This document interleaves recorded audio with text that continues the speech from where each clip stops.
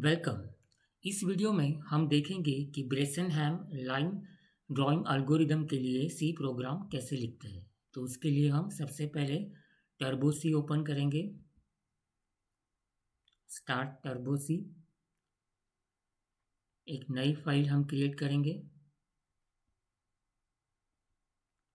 और header files हमारे programme में हम ऐड करेंगे। #include stdio.h #include conio.h #include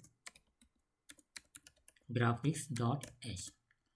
जब भी हम कोई ग्राफिकल ऑब्जेक्ट जैसे कि लाइन, सर्कल, रेक्टेंगल, पिक्सल हम ड्रॉ करते हैं तो उसके लिए हमको graphics.h हेडर फाइल हमारे प्रोग्राम में कंपल्सरीली हमें ऐड करनी है, अदरवाइज हम वो ऑब्जेक्ट ड्रॉ नहीं कर सकते।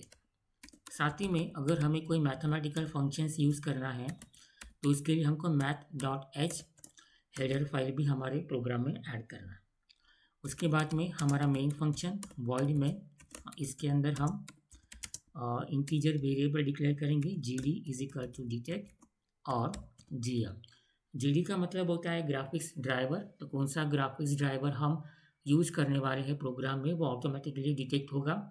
तो उसके लिए हम gd की वैल्यू जो है वो डिटेक्ट सेट करते हैं।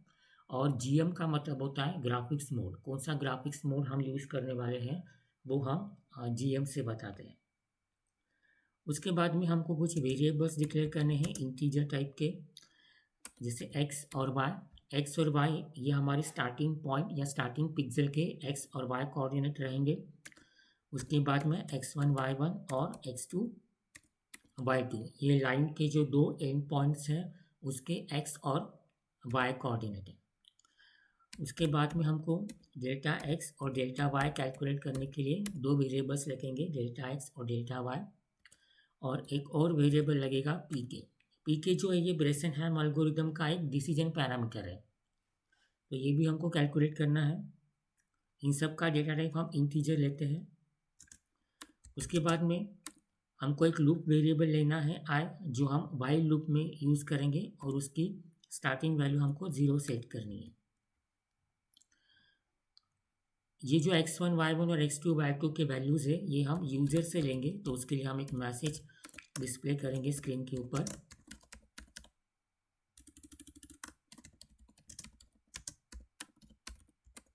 Enter the coordinates of end points of line.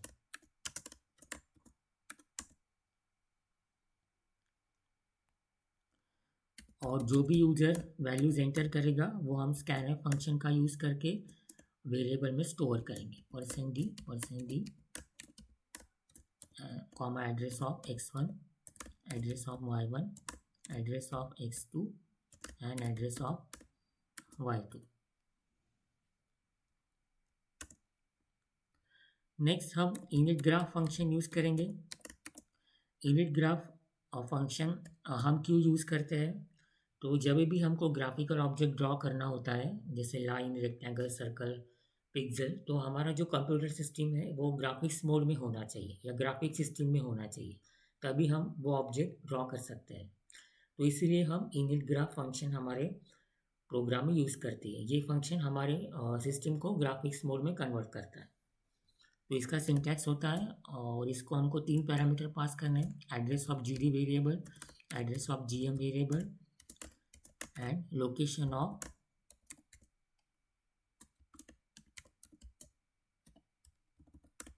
BGI file. BGI file क्या है? BGI फाइल ये ग्राफिक्स ड्राइवर फाइल है और ये फाइल जहाँ पर भी स्टोर है उसका लोकेशन या पाथ हमको यहाँ पर डबल इन्वर्टेड कॉमा में लिखना है। अब ये मेरे कंप्यूटर सिस्टम में ये फाइल कहाँ पे सेव है? सी ड्राइव में टर्बो C3 फोल्डर है, उसके अंदर ये फाइल है। तो उसका एड्रेस मैंने यहाँ पे डबल इन्वर्टेड कॉमा में पास किया है। नेक्स्ट हम वैल्यू कैलकुलेट करेंगे। डेल्टा x और डेल्टा y की। Delta x is equal to x2 minus x1 और delta y is equal to x2 minus x1 और delta Y is equal to y2 minus y1। फिर हम next x की जो हमारे स्टार्टिंग कोऑर्डिनेट है x और y, उसके वैल्यू हम सेट करेंगे x is equal to x1 और y के वैल्यू हम सेट करेंगे y1। फिर नेक्स्ट जो डिसीजन पैरामीटर है बेसन है एल्गोरिथम का, उसकी स्टार्टिंग वैल्यू हम कैलकुलेट करेंगे इनिशियल वैल्यू। उसका जो फॉर्मूला है वो है twice delta y minus delta x। अभी हम एक वाइल लूप लेंगे। वाइल लूप हम क्यों यूज़ कर रहे हैं? क्योंकि हमको मल्टीपल पॉइंट्स कैलकुलेट करना है, तो हमको जो इंस्ट्रक्शंस है वो बार बार एग्जीक्यूट करना है, तो इसलिए हम इसके आगे के जितने भी इंस्ट्रक्शंस हैं वो हम वाइल लूप के अंदर लिखेंगे। अब वाइल लूप हम कितने बार एग्जीक्यूट करेंगे, तो उसके लिए कंडीशन है कि आई की वैल्यू जो है वो डेल्टा एक्स से कम चाहिए। इसका मतलब क्या होता है कि जितने भी डेल्टा एक्स की वैल्यू होगी उतने पॉइंट्स हम कैलकुलेट करेंगे और उतने बार हमारा वाइल लूप हम एग्जीक्यूट करेंगे। अब वाइल लूप के अंदर हमको कंडीशन चेक करना है कि अगर पी की वैल्यू इज लेस देन 0, तो उस केस में हम नेक्स्ट एक्स वाई कैसे कैलकुलेट करते हैं?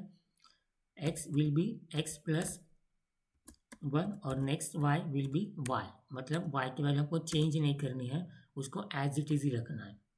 और जो नेक्स्ट पी के है डिसीजन पैरामीटर है उसके वैल्यू हम कैसे कैलकुलेट करेंगे? तो उसके लिए फॉर्मूला है पी के प्लस ट्वाइस डेल्टा वाई।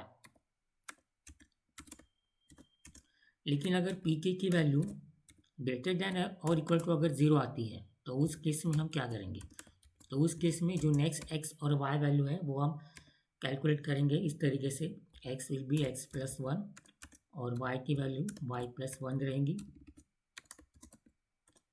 और जो नेक्स्ट डिसीजन पैरामीटर पी के है उसके वैल्यू हम कैलकुलेट करेंगे, फॉर्मूला पी के plus twice into delta Y minus twice into delta x.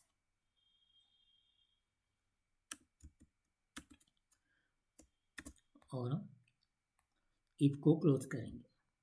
अब जो भी हमने यहाँ पे एक्स और वाई के वैल्यू कैलकुलेट करे हैं उसको हम अभी ड्रॉ करेंगे स्क्रीन के ऊपर यूजिंग पुट पिक्सल फंक्शन। तो यहाँ पे हम पिक्सल के एक्स और वाई वैल्यू पास करेंगे जो हमने अभी कैलकुलेट की है ऊपर, और जिस कलर में हमको लाइन ड्रॉ करनी है उस कलर की कांस्टेंट नेम या कांस्टेंट वैल्यू आप यहाँ पे पास कर सकते हो।